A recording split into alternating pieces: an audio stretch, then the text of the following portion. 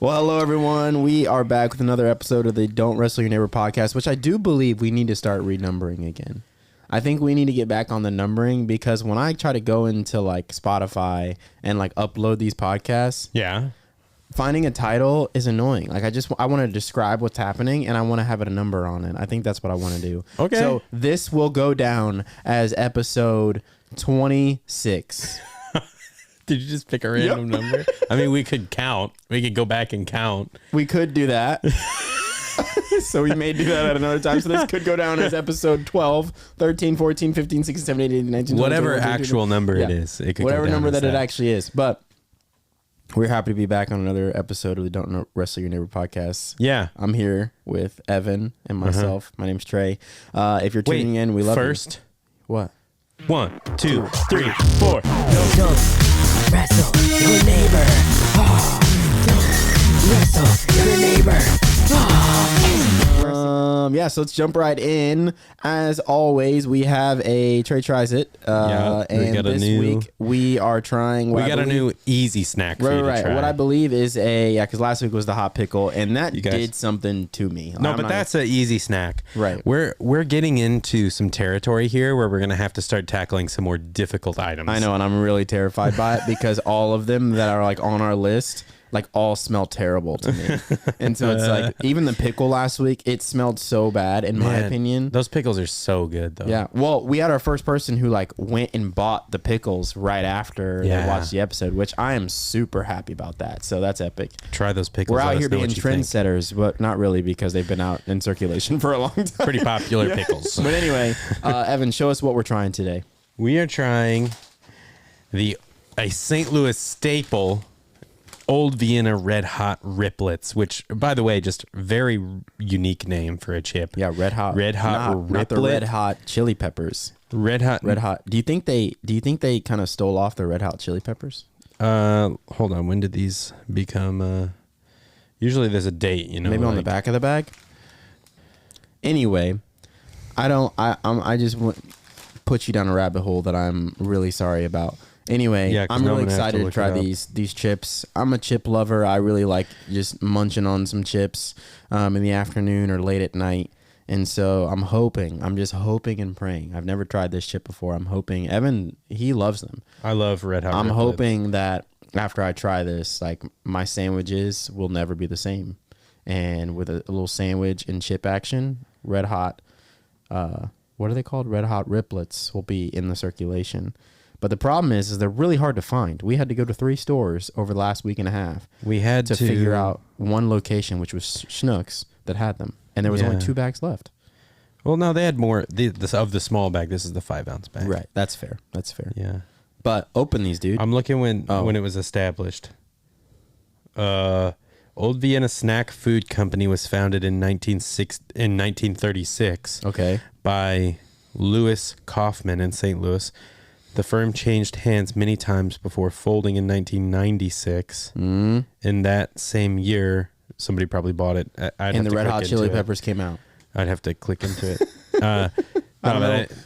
This was established probably before. Okay. I'm excited to try them. So we'll see here, and if you are a Red Hot Riplets fan, which I'm assuming we'll have a couple in there in the crowd, they've changed the packaging. Which, I actually like this new bag a little bit. Okay. But I have the old bag was kind of classic. Well, and also I couldn't find them because I was looking for the wrong bag. I had to actually read on the bag. So what are the odds that we have gone to 3 stores and they were at all of them? They could have had them. And I just missed them. But, hey, But we found them today. St. Louis staple. I would put this above, and hey, if I get shot out on the street after saying this, so be it. But I would put this above, like, you know how, like, toasted ravioli is a St. Louis staple. Emos is a St. Louis staple. Boom. In my opinion. You mean Imos? Red Hot Riplets is also a St. Louis thing. And I think it's a little lesser admitted or known about Red Hot Riplets that it's a St. Louis thing. But I would say this is the easiest to come on to. Like, these, it looks delicious. They're amazing chips. Well, and they're unique. Okay. You just, dude, my mouth is watering. Let me eat these. you know, chips. they're like salty and sweet and hot. You know. Okay. They got a lot of seasoning on them. I can tell from the bag. Oh man, it's amazing. Yeah, you're gonna want more. Okay. You gave me one more. Yeah, we don't want to get crazy. Okay. Hold on, I want to watch you. The worst part about these chips, you will never find one in the bag that has not been broken. All right, I'm ready. All right. There you go. Are we ready? I was born ready. Yeah.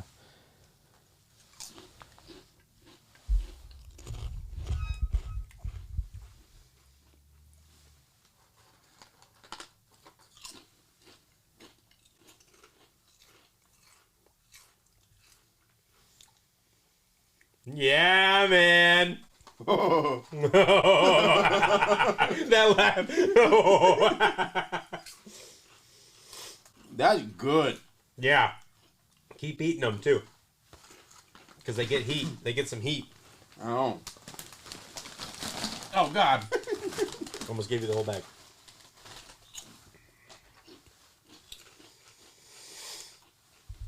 Yeah. They're like just salty and hot, but there's a sweetness to it as well. That's delicious. Like, wow. I don't know how these aren't like nationwide, like the most famous chip, like the most popular chip. Because Red Hot Riplets are something else. I love them. This makes me very happy. Like,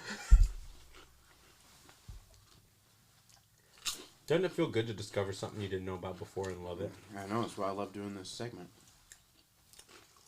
Wow. You getting the heat now? You getting a little heat? Yeah. It's not overwhelming like the pickle. No. The pickle heat, it was overwhelming. It comes on very gently. And you know what I like about it? Not too crunchy. No, not at all. So, what I love about that is like, when you hear that something's hot or barbecue or whatever, you kind of, it's either all barbecue and like little hot. Right. It's all hot, very little barbecue. Right. It's like the riplet, so it's obviously got riplets in it. Yeah. Like it's too much, too crunchy, too whatever. I think every element of that chip is solid. Yeah. It's not too crunchy. It's hot enough to where it's like, this is a hot chip. I feel the heat a little bit. This is a hot chip. Yeah. And you can taste the sweet barbecue. Mm-hmm. That is fun. Yeah. Like that was a great chip. Like that is a St. Louis, like you did like props, like flowers. Like look that, at him. Like that, no complaint. Like I like legit would put that in terms of something that I would eat like with a sandwich with my lunch, which I'm eating a lot of sandwiches right now. Spicy nacho, like Red Hot Riplet. Like you're not. Like wow. I'm not joking. Like he's at all. never reacted this way to like a snack. Legit. So like this chip is I grew up loving like barbecue chips, like plain Lay's barbecue chips. Like I just loved them. They were fantastic. Yeah. That it's not too hot to where it's like every chip you eat, it's like, oh my gosh, yeah, this is too much. But that is. It's like it falls somewhere between it's more heat than a spicy nacho and less heat than the pickle. For sure. Like finds a happy it was like, place. So in it's the a middle. perfect blend between like the fuego and the spicy nacho. It's right in between there. Well, and the sweetness helps cut the spice a little bit. Yeah, like that is, that is like I hate this because it's another chip that I'm gonna be trying to find in the store, and I'm gonna be really bummed out when I can't find it. Like welcome to the club, baby. That is wow. Dude, okay, so I've loved 9 Red out Hot. of 10. 9 out of 10. 9 out of 10 yeah. for a chip. Like that is so good. Like that was ridiculously good. I've loved Red Hot Riplets for a long time.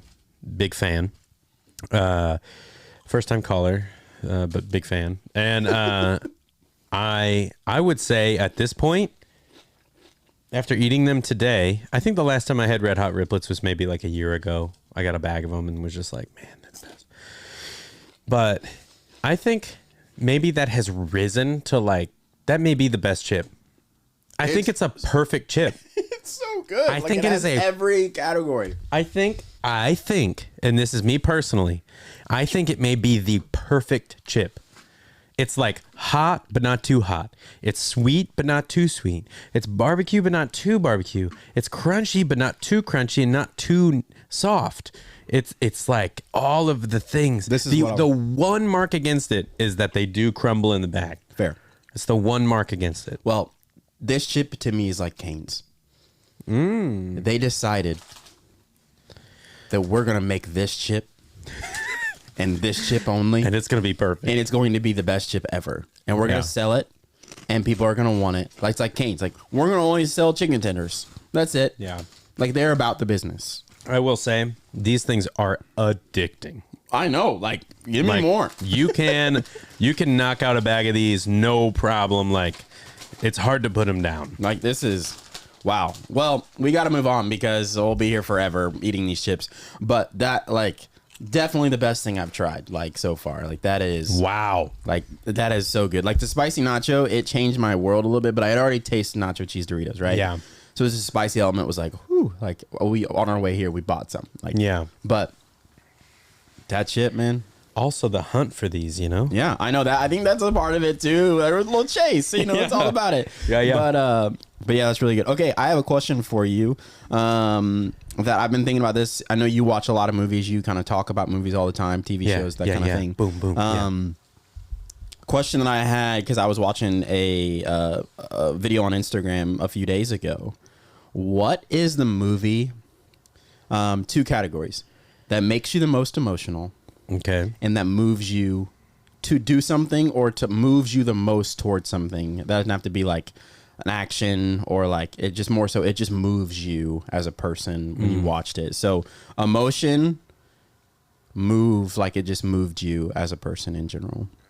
I can give you the movie that made me like that moved me the most. So I can go first on that one. Go ahead. The movie, and I don't know if it was the time of my life. I don't know what it was.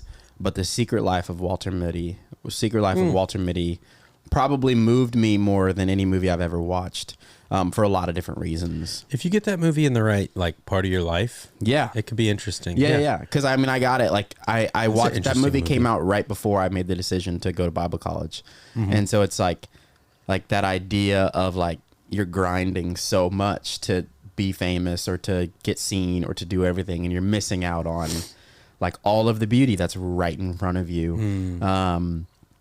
That movie, it moved me a lot. And I remember that very vividly. But movies that moved me would be a little bit harder because I get moved for different reasons on like different topics and stuff like that. I would almost say a movie, and it's the question's a little bit I mean it's tough because it's like a movie that makes you the most emotional is going to also move you for sure. I do know what you mean by the question, but like it's a little tough because it's like well, if I'm going to say this makes me emotional, doesn't it also move me? But I think it's like the movie that makes me emotional every time, like hands down, and I think I've told you this before, it's About Time. That movie destroys me. It's almost to the point where like that movie is the only one that I think of. Like I have another one that I'm going to mention in terms of like that makes me emotional, but like that movie, it is so it's also one of those movies if you watch that movie at the right time in your life, like especially like this is what I want to say. We deal with a lot with high school students, middle school students, right? Yeah. If you are a high school senior, before you leave home, I want you to watch this movie. Before you graduate and move out, go to college, go to trade school, go to military, whatever you're going to do, post high school, I want you to watch the movie About Time. It's so good. It's a solid movie. Yeah, man. It's so solid. It just makes me so emotional. It really, really does. And it's for a lot of different reasons. Yeah. Well, because I mean, it is disguised almost as like a romantic comedy, but it's really about time and how you use it. And it's heavily the theme of like a father-son relationship. For sure. Yeah. Is in there. So yeah, it gets me every single time I watch it. I'm at this point, whenever I go to watch it, I just know where I'm like, okay, it's gonna make me cry. Like, it's gonna get me emotional. And it's just at that point, it's like on site with that movie. It's on site. It's like, I'm 100% sure that this is gonna get emotional, even though I've seen it like 5 or 6 times. Yeah. What's the emotional one for you? Yeah, I think it's hard because like I'm just wrapping my mind around a bunch of things, and I am a person who watches films, and I think a part of like writing and directing and acting in movies is you want the people to feel something. Sure. But like I do something that might not be healthy when I watch movies, and I put myself in the situation, and I don't know if that's what they're actually for. That's what you're supposed to do. But a part of me feels like it's wrong. You know what I mean? Because it's like it becomes so real. And so a movie that I think about, there's 2 in particular. One kind of goes with a guy who it probably didn't get talked about a lot, and it goes with a guy who just publicly just got shamed a lot, and Will Smith. But one of them is The Pursuit of Happiness. He didn't win anything for that movie. But that movie in particular, father-son relationship, but it also goes to show like, what are you willing to do? Like, how much are you willing to be disciplined to chase what you want to go after? And then also, do you recognize what your success and what your discipline means to whoever you're around? So your son, your wife, your kids, like whoever you're around, the people you're around, like if they see you work that hard, like what can they now be?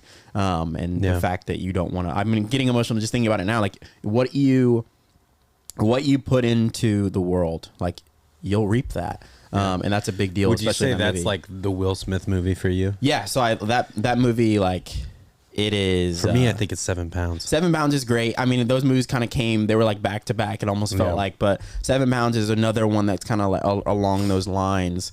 And then my second movie, I love Pursuit of Happiness. And the second movie, it has to be a Denzel movie, of course, because those are some of my favorite movies. But I'm gonna go with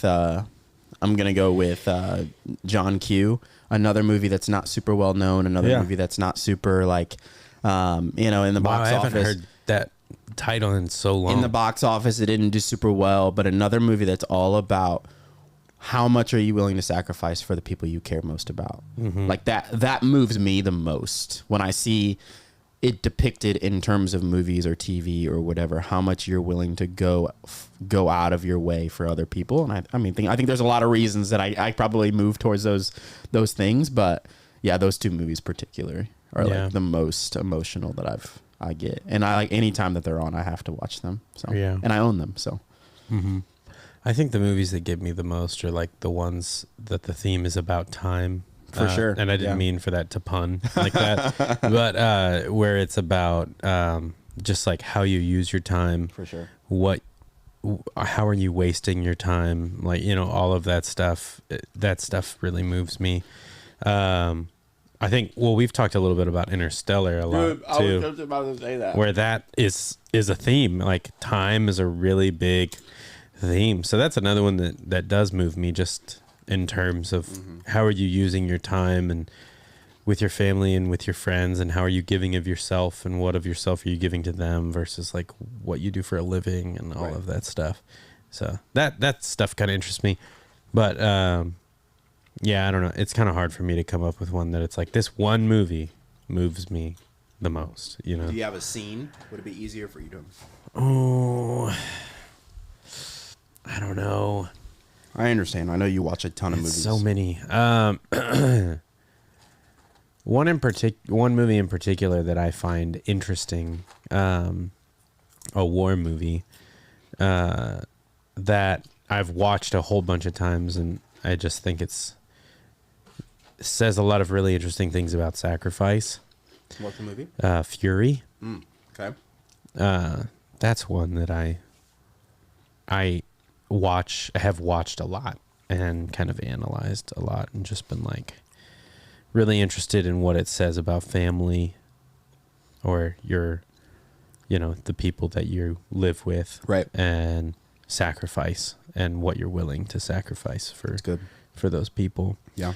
That's kind of an interesting one. But no, One that moves me the most is kind of tough to say. That's fair. Yeah. I just have a hard time with it. Yeah, I was just interested to kind of know your thoughts on it. But if you have a movie, what's the movie that makes you the most emotional, a movie that moves you the most? I'd love to read them in the comments.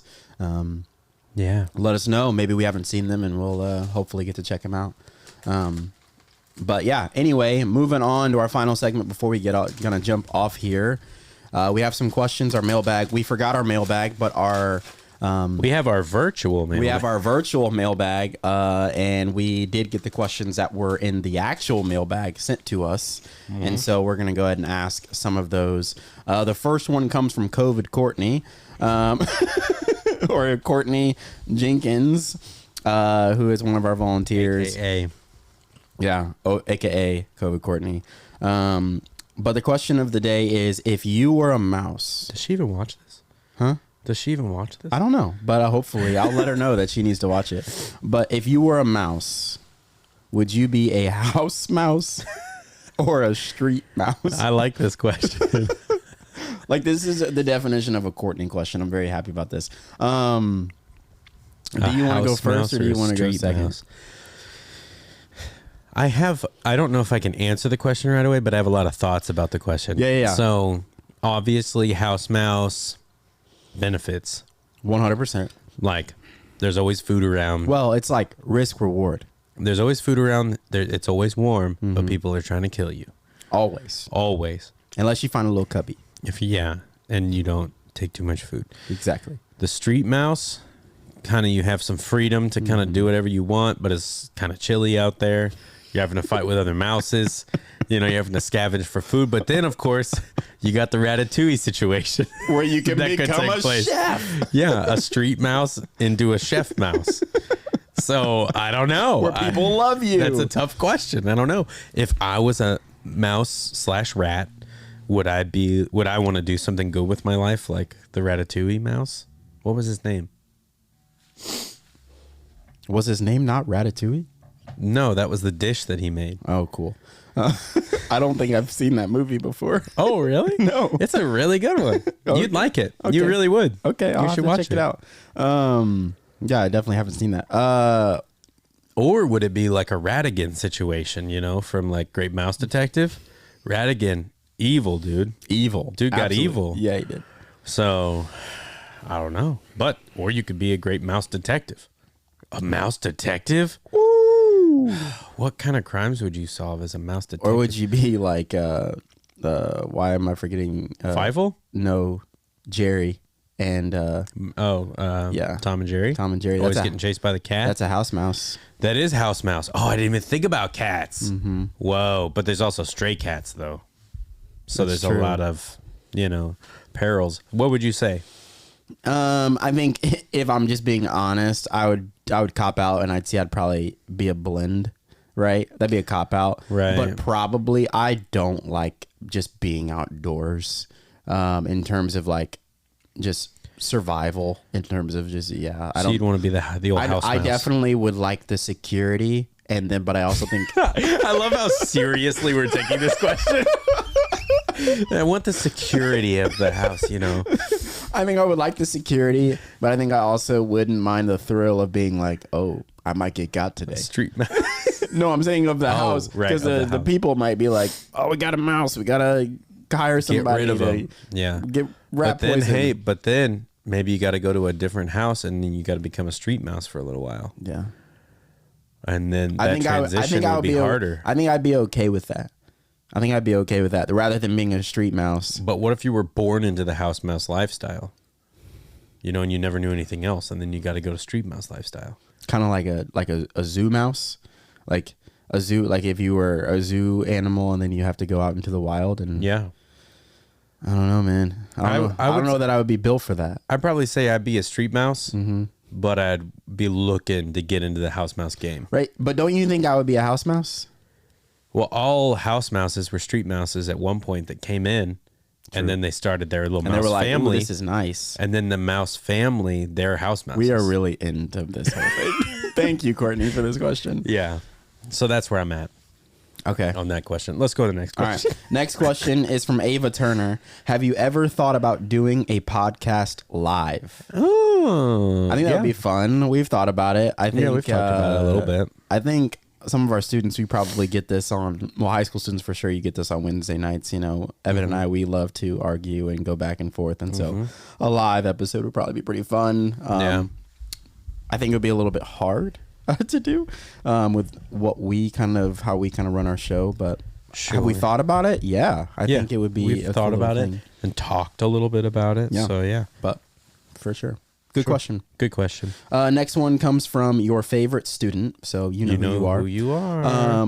Would you rather talk slightly too loud or slightly too quiet in the worst situations? This is a tough question. It is a tough question. It's a real toughie.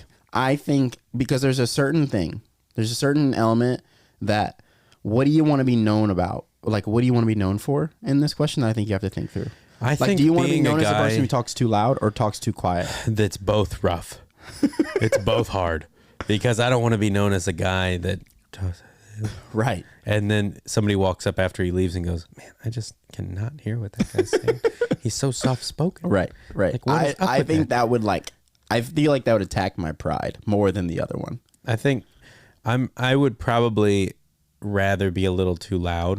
I'm with you, especially in all situations. Think about a funeral situation though, where you're like talking a little too loud and people are like, "Man, right, you're annoying. Just shut up." Right. But if you're in there like,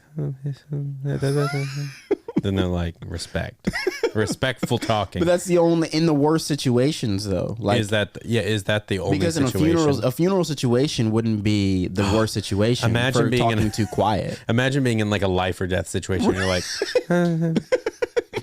or like you're like what? Or like being in a loud room. Like, it's like what? Yeah. I think I for sure would rather be too loud. Like, I would rather, as a person, I'd rather be too loud. I think I have to lean that way, but I understand where the too quiet part is coming from. For sure. There are going to definitely be embarrassing moments where you're just too loud. I would love for you to answer this question. Both the question, well, you can't answer the second one because you don't have a live podcast. But the first question, would you be a house mouse or a street mouse? And then this next question, would you rather speak too loud or too quiet? Yeah. You've got a piece of glitter right on your lip today. It's been there for the last couple hours. It's up here. Yeah. It's like right on that side. And it just is shimmering at me. It's been shimmering at glowing. Me for the last couple hours. I'm always glowing. You always have a piece of glitter on your face somewhere. It's the worst. It's from your daughter. Yeah. Okay, last question for us today. I don't know this one. If you could live on another planet, which one would you live on? The sun. Do you know the planets? I don't think I know the planets. I mean, all of them? Right, like I know no one knows all Venus, the planets. Venus, Mars. None of them are inhabitable. I mean, the only ones that you can visit and go stand on potentially are the moon and Mars. Right. The rest are like you can't go to. So, have we tried all of them? Well, the rest of them were like either too hot or too cold. I'm not going to even act like I know anything survive about space. On. Other than that time is relative. They're either like too hot or too cold to survive on, or they're like the whole planet's made of like some kind of weird gas or something, or it's like, it's too, you can't just like go live. This is going to sound like a really dumb question, okay? And I want you to accept me for it. I accept you. On the moon, Mars, whatever, where there's zero gravity, can you jump off of the planet? Okay, so they're like on the moon, for instance. Yeah, there isn't zero gravity. There is just less gravity. Right. Than on fair. Earth. No, not on the moon. Not on the moon. No. On Mars, I don't know what the gravity situation is, but I'm assuming there is some gravity though. It's just less gravity. So like things would feel lighter. But that's kind of the way it is on the moon, where it's like you could see those guys and they're jumping and like floating a little bit, but they're not. Right. Yeah. They're not. It's not like being. So it is virtually the only way that you could go off the moon would be like on a jetpack. Yeah, or like a spaceship or something. Obviously, like a spaceship. It's taking everything in me not to make fun of you, right? No, I want you to know. I'm asking this question in terms of like you're on Mars, right? Yeah. And like you see in the movies, like they're on a space, they're on like the spaceship, and they go out to fix something, and they get detached, and now they're just floating. Yeah, but they're in space. They're not on Mars. I know. I'm just wondering. So in order to float away, you would have to be in space. But if you're on the planet, there is still some gravity that exists. Because you're within. So you can't just jump. Because you're within the planet's atmosphere, which means that it operates different than what space operates in. Yeah. So I think you're maybe thinking of like an Armageddon situation. I probably am. Where that movie, like I said, I know literally nothing about. They could have like jumped off of the asteroid, but they're on an asteroid flying through space. Right. So it's quite different. But tells you about my asteroid knowledge. I'm not taking my like scientific cues from Armageddon. I would hope not. But the idea, wouldn't it be crazy though if you could jump off of a planet? Yeah, that wouldn't be a very good place to live. Well, we can't live there anyway. No. I would say if I had to live on I mean, you could just fly into the sun. That'd be kind of cool. Way to go out, you know? Peace. That'd be kind of a cool way to go out. But I guess technically the sun's not a planet though. Yeah, technically it's not a planet. Anyway, no, I would say Mars. Mars, yeah, I'd say Mars. Well, it's the only one that's kind of livable, right? It's, we don't really know. Venus? I mean, that's not livable. I'm pretty sure Venus is so cold that you couldn't. Well, then I'll go the moon.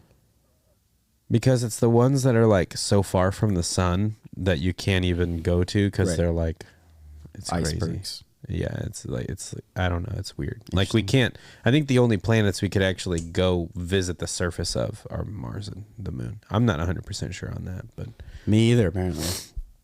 But the rest are super far away too. But wouldn't that? I just find that I find that like thought process of, because obviously the world is not flat, right? Like the world is not flat, and so you can't. Why'd you say obviously? There's some people in the world who believe that the world is flat, but you can't just jump off of it. And so the recognition that when you go out into space, the reason why I asked the question is when you go out into space, the rest of like all the planets operate on the same like understanding that it's not flat, so you can't jump off of it because you have atmosphere pressure, you have all that stuff. Gravity exists. Gravity. Yeah. That's fascinating to me. That's why I asked the question. Space is fascinating. That's why I asked the question. I'll give you that. Is it Earth? Is every planet like the Earth in terms of you can't jump off of it? The only reason why it's funny, right, is because it sounds like through the question you're asking that you maybe thought for a second that if you jumped hard enough you could get off the moon. That's why I'm laughing. That would be problematic because that would mean that I thought that it was flat.